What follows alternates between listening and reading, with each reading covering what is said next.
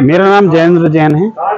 जैन जी, आज दिल्ली के जंतर मंतर आए, आखिर जंतर मंतर आने का उद्देश्य क्या है? जंतर मंतर आने का मेरे उद्देश्य अस्पतालों में जो मरीजों के साथ अमानवीय व्यवहार हो रहा है और उनको बेहोशी की हालत में उनके शरीर पे से उनकी ज्वेलरी उतार ली जाती है और उसके उपरांत जब पेशेंट डिस्चार्ज होता है तो उसे पता लगता है कि उसके बिलों के अंदर बहुत बड़ी हेराफेरी की हुई है और जो चीजें अस्पताल के द्वारा की ही नहीं गई उनको भी बिल के अंदर डाल रखा है।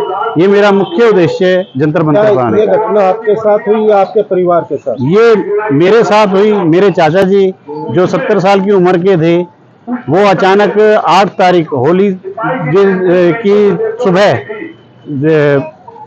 अचानक सांस लेने में उन्हें तकलीफ हुई। मैं उन्हें हॉस्पिटल लेके गया, वो रास्ते में बेहोश हो गए तो हॉस्पिटल में लेके गया। उसके बाद मेरे को पहले कल्याणी हॉस्पिटल गुड़गांव लेके गया, वहाँ आईसीयू बेड नहीं मिला, जिसके बाद मैं उन्हें पारस अस्पताल गुड़गांव लेके गया, वहाँ भी आईसीयू बेड नहीं था।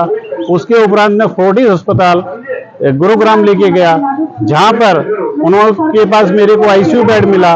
उसके बाद उन्होंने जब उन्हें भर्ती करने के बाद उन्होंने ये कहा कि अपने मरीज के शरीर के एक कीमती सामान ले लीजिए। उन्होंने मेरे को उनके शरीर पे से 2 छल्ले, एक तांबे का और एक चांदी का वापस किया, जबकि उनके हाथ में एक सोने का छल्ला और एक सोने की पुखराज जड़ी अंगूठी भी थी, जिसके लिए मैंने उन्हें जब भी कंप्लेंट की उन्होंने मेरे को रूड तरीके से कहा, जी हमारे यहाँ ऐसा नहीं होता।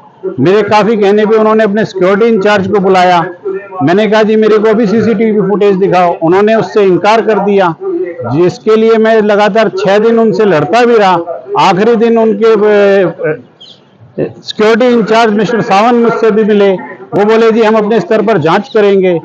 मैंने इसकी कंप्लेंट 8 तारीख की सुबह ही सबको कर दी थी। साथ में 9 तारीख को फोर्टिस हॉस्पिटल गुरुग्राम। उसके बाद मैंने इसकी कंप्लेंट 9 तारीख को लिखित रूप में गुड़गांव 14 सेक्टर थाने में की, जहां से मुझको ये बताया गया कि जी आप इस थाने में कंप्लेंट मत दीजिए, ये और थाने का मामला है।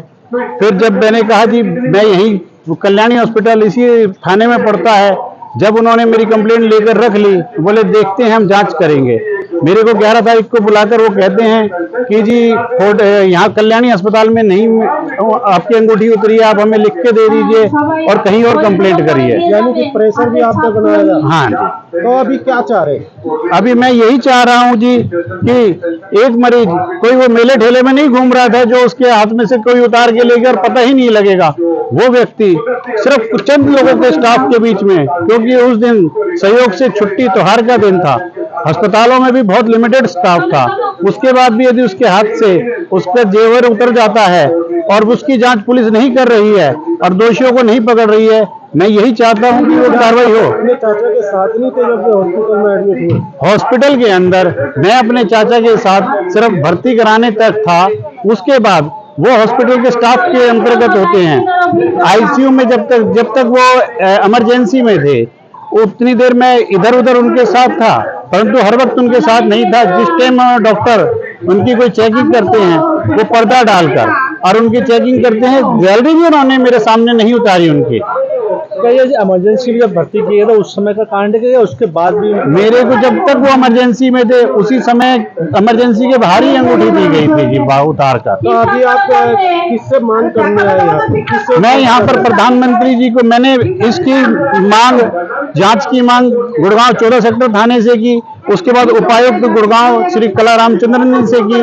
उसके बाद कार्रवाई नहीं हुई तो 6 तारीख को गुड़गांव उपायुक्त महोदय के माध्यम से मुख्यमंत्री, गृह मंत्री और भिन्न भिन्न लोगों को, 9 व्यक्तियों को, जिसमें माननीय न्यायाधीश महोदय, चीफ जस्टिस ऑफ इंडिया, उच्च न्यायालय हरियाणा, सभी शामिल थे, को भी ज्ञापन दिया हुआ है, के माध्यम से कंप्लेंट दी हुई है, परंतु उस पर भी मेरे को आज तक कोई भी जवाब या कोई भी सूचना प्राप्त नहीं हुई। तो आज मैं प्रधानमंत्री जी से गुहार लगाने आया हूँ। क्या ऐसा उस अंगूठी में जो आपने इतनी बड़ी कंप्लेंट की उसके बावजूद भी आपकी नहीं सुनवाई? भाई साहब, अंगूठी में क्या था? मैं कहूँगा कि सोना था, बहुत कीमती थी, वो एक बहुत चीज है। एक यदि कोई उनके हाथ में लोहे का भी छल्ला होता तो वो भी कीमती है। एक व्यक्ति अपने मरीज को, अस्पताल को भगवान समझ के सौंपता है और भगवान के मंदिर में से चोरी होती है तो वो एक लोहे के छल्ले की, वो तो बहुत बड़ा पाप है। वो अपने जीवन सौंप रहा है और आप उसके शरीर पे से उसकी सोने की अंगूठियां चुरा रहे हो।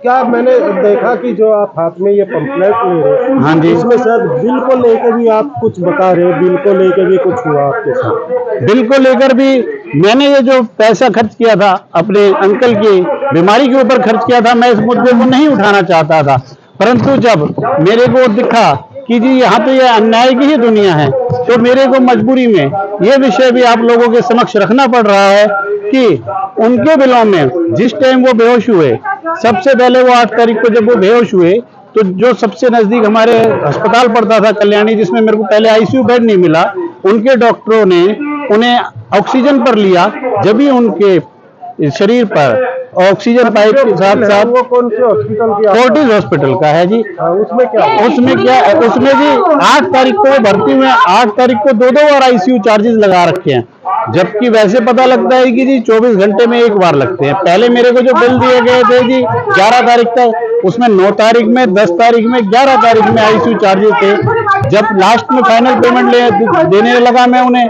तो पता लगा जी 8 तारीख को 2 बार आईसीयू लगा हुआ है 15-15 हजार रुपए का। उसी हिसाब से 8 तारीख के सभी चार्जेस लगा दिए गए हैं, जबकि वो भर्ती 8 तारीख को हुए हैं।